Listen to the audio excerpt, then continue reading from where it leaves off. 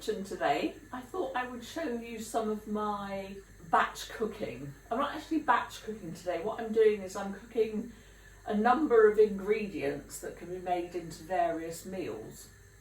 And this was a really good idea from a lady who left a comment on my channel and said we don't necessarily have to do the whole meal batch cooked. You can just prep items and then put what you fancy together during the week. And because I'm a mood eater, which I've said before, that seems to work quite well for me, so that's what I'm going to show you today. I'm using the oven today, which I don't use very often, and in order to make the most of putting it on and using that gas, I'm going to do a variety of things. So I've got a tray bake of vegetables. I've got 4 baked potatoes, which I've part cooked in the microwave, but I'm going to finish them off in the oven so they get nice crispy skins. And I'm also going to make a batch of flapjacks so that I've got some snacks to eat in the coming week. Now the flapjacks are great because if you wrap them up in parchment paper and then put them in a plastic bag or a tub, they keep in the freezer quite nicely, so you can just pull one out every now and again, rather than sort of gobbling the whole lot, which if they taste nice I'm liable to do. So just one at a time. And I'm also hard boiling 4 eggs so that I can use those for salads or sandwiches or just to eat as a snack. I've still got 2 eggs in the fridge which are still raw, and I'm going to leave them like that in case I want poached eggs or fried eggs at any time. But these ones, the hard boiled ones, will be kept in the fridge. They're fine for a few days and I'll use them up as I go when I fancy an egg sandwich or salad and tuna or something like that. Okay, so I'll turn you around and show you what I'm up to, and I hope you enjoy what I make. So this is the hard boiled eggs. Now one of them cracked when it went into the saucepan, so we've got this sort of scummy layer on top, which I'll just take off because it, I don't know, looks a bit off-putting, doesn't it? So it does to me. But it'll be fine. I'll use the cracked one first, and then the others, which have got the things intact, will keep better in the fridge. These are the tray baked vegetables. So I've got a little bit of onion, raw beetroot, chantenay carrots, and some chopped up potatoes. These are more of the baked potatoes, but I'm just going to cook them as small bits. And they've got a few herbs on them. I might add a bit more oil and some more herbs as we go on, but they'll cook nicely in the oven. And these are the 4 baking potatoes, which I've partially cooked in the microwave. Just put a little bit of sunflower oil on the skin, and I'll put a bit of salt on as well so that they crisp up really nicely. I love them like that, they're really tasty. And this is the saucepan I'm going to make my flapjacks in. So for some reason I've got 2 on the go golden syrups. Obviously forgotten I'd got one and bought a replacement and then found the other one. So yes, this another reminder to self to check the cupboards before you go shopping. I'm also using light brown demerara sugar. If you don't have light brown sugar, just use normal cane sugar, white sugar. But I quite like the brown one because it gives the flapjacks a nice sort of caramelly flavour, especially with the golden syrup. And to that I'm going to add some butter and then melt that on the stove until we're ready to put the oats in, grease the pan, and then put them in the oven. Okay, so I'll measure out these bits and I'll come back to you in a minute. So here's the saucepan on the scales. I'm going to zero the scales and then add 125 grams of butter.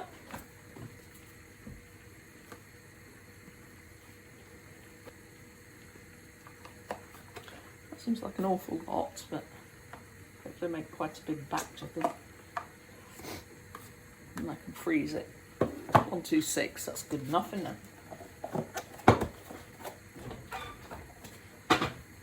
Okay, and I'm going to zero it again and add the sugar. So we need 125 grams of sugar. These are supposed to be treats, you know, they're quite And the oats are healthy, but the rest isn't really, so just a nice treat every now and again. Another reason to keep them in the freezer so that you only have one at a time. Okay, so that's 125 of sugar and then 2 to 3 tablespoons of golden syrup.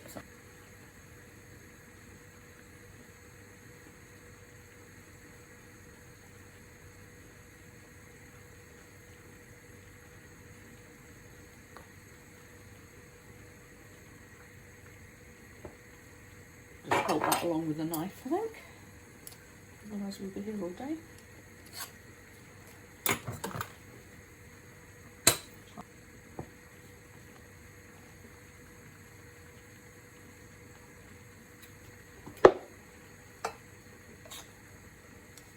It says 2 to 3 tablespoons, so I'm just going to put another sort of half a tablespoon in, and that should be enough because it's a lot of sugar.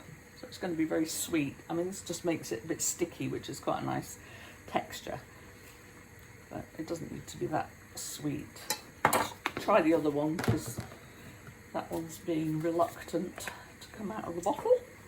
I'll just leave that spoon in there to drain it off. Sticky now. I hate being sticky. It's like sun cream. I can't stand putting sun cream on because I get sticky and it's just a horrible feeling. Ugh. Right, and then on to the hob. Right, I think the eggs have been on long enough, so I'm going to turn them off now and just let them sit in the hot water, and then I'll cool them down a little bit. I'm going to put that on the hob to melt the golden syrup and the butter. Dissolve the sugar a little bit.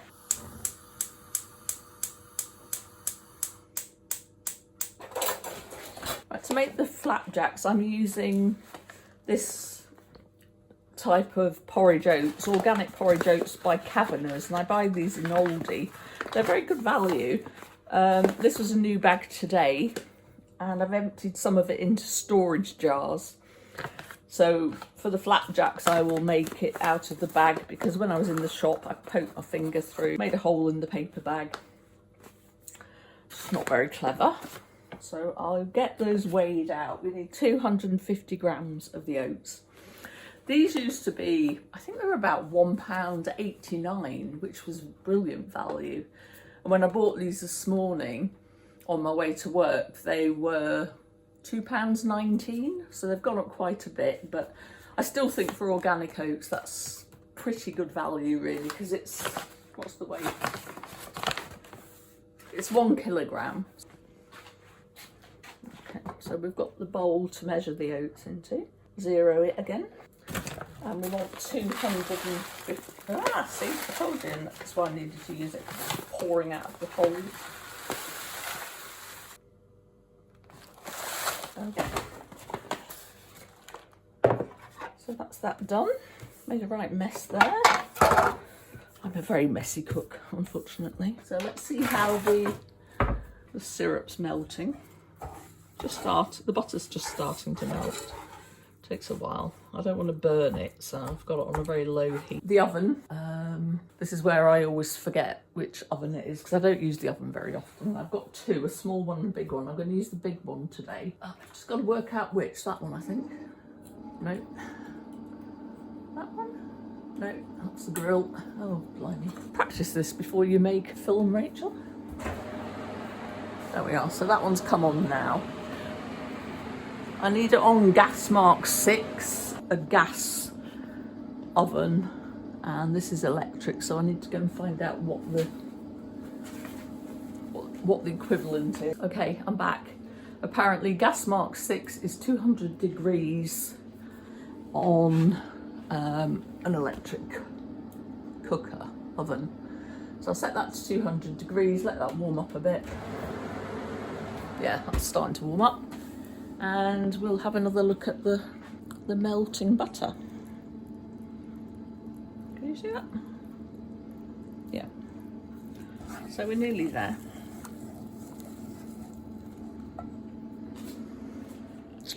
And while that's doing its thing, I'm going to just grease the pan.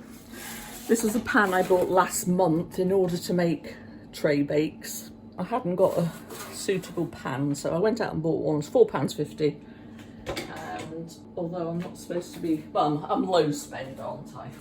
This is the whole point of doing this, is to prep food so you don't have the wastage, but also putting the oven on for more than one thing at a time means that, you know, you're saving money on the gas or the electric when you're cooking, and that makes it a lot more economical. So I'm just using the cover of a butter pack, and I use that just to grease the tin. You don't need a huge amount because this is a non-stick tin anyway, but Flapjack, because it is quite gooey, does have a tendency to stick and sometimes burn. So we'll just grease that off.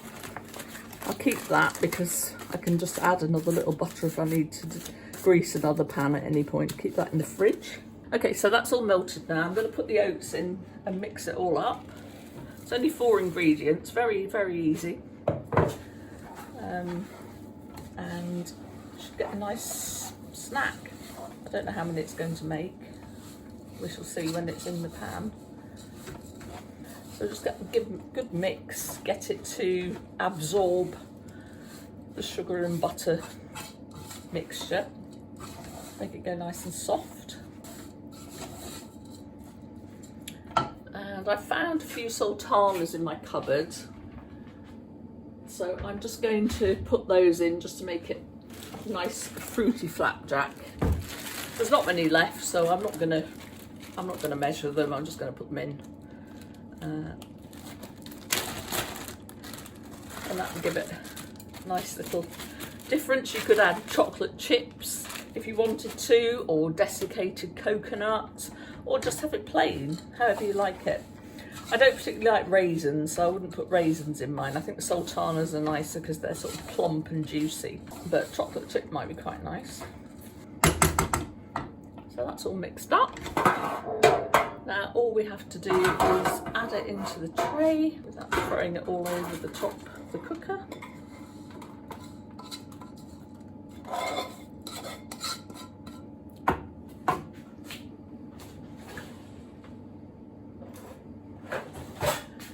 Don't want to waste any, so I get the spatula out. So although the butter and the golden syrup are quite expensive, it does make quite a big tin full of flapjacks, so it's reasonably economical per flapjack. And it hasn't got lots of stabilisers and all that sort of gubbins that you find in pre-made stuff. I don't know how much a flapjack costs in a cafe or in the supermarket. I don't know, but I'm sure it's more than this is per portion. And then press it down, try and get it even. Okay, that's about done. So that looks nice. Looking forward to a bit of that already. Just put the washing over here. And then we're ready to load up the oven in a moment. Do you make your own snacks? If so, what do you make? Do you bake cakes or cookies, biscuits, flapjack, that kind of thing? I used to make a nice gingerbread cake, or a ginger cake, I should say, and that was lovely. That was very moist, really tasty. So I might do that at some point. We'll see how these go first. So I've got everything ready to go into the oven.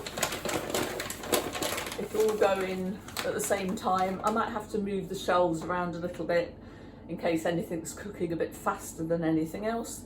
The tray baked vegetables need about 40 minutes, I would think.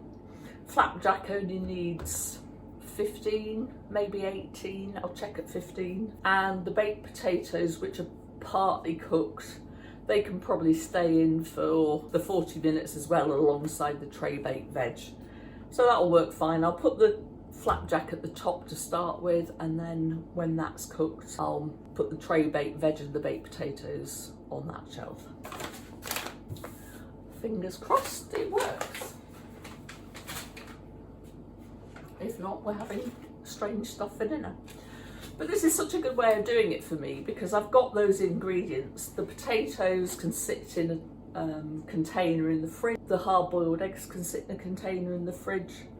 I can eat some of these tray-baked vegetables tonight with my dinner, and the rest can go in storage tub and sit in the fridge as well, and then I can just reheat them probably in the air fryer. Be quite nice because that would crisp them up a little bit. And the same with the baked potatoes. I don't eat in the next day, then I can crisp those up again in the air fryer. And I've got, you know, I've got baked potatoes just to slice in half and put toppings on, or I could slice them sort of lengthways chips, or just dice them up and cook them, you know, pan fry them and have them with a fried egg or something like that. So the hard work's all done in one day, or 1 hour really. It's not taken very long to prepare this, and we're only using the oven once, so that really suits my low spend year. I'm getting April off to a good start, planning ahead, which is a bit of a novelty for me, but I am working on it because I can see the benefits of it and how much it will save me in terms of my budget for food, groceries. So yeah, I will put it all in the oven now, and then I will come back later when it's cooked and I'll show you what it looks like. So I'm going to put the flapjack in the top, and then this tray bake there on the second shelf. And just for now, I'm going to put the partly cooked baked potatoes at the bottom. Oh, let's just roll straight off, that was clever.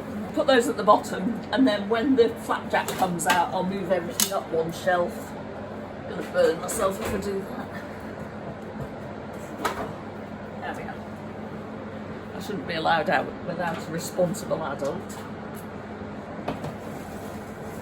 Okay, so they are in at the bottom, and I will see you in a bit.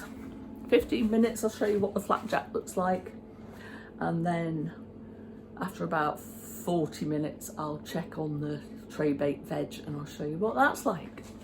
Okay, see you soon. Right, I'm back again. Everything's cooked.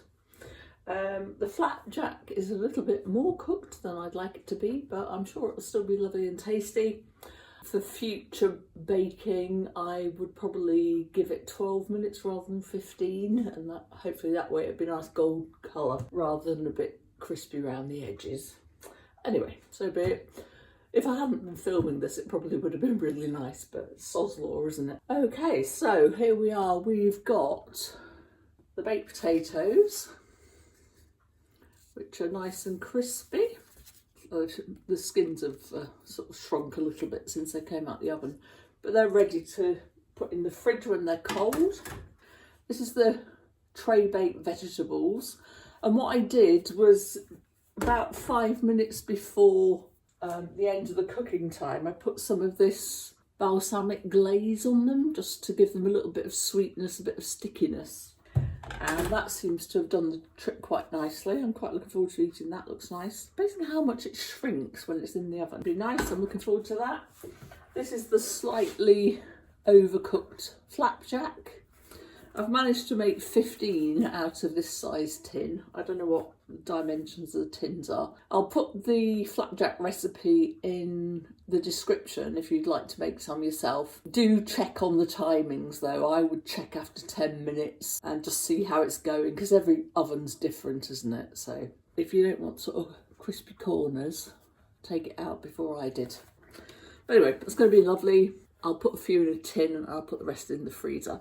And these are the cool hard-boiled eggs, which can go in the fridge now and can be used as and when I fancy. And that's it. And that didn't take very long, really. I think it was, I don't know, probably half an hour, 3/4 of an hour to prep it all, and 40 minutes in the oven. But then you can womble off and do something else, can't you? So, you know, you're not standing watching it and having to stir it. So that's good. That's lots of food prepped, and I can pick and choose when I eat it and put it with other ingredients to make nice meals. Let me know what you like batch cooking. Thank you for watching today. Please like and subscribe and support my channel. And any comments you got, I'd like to hear them. I love reading them and I try to answer all of them. And I'll see you next week. Okay, bye.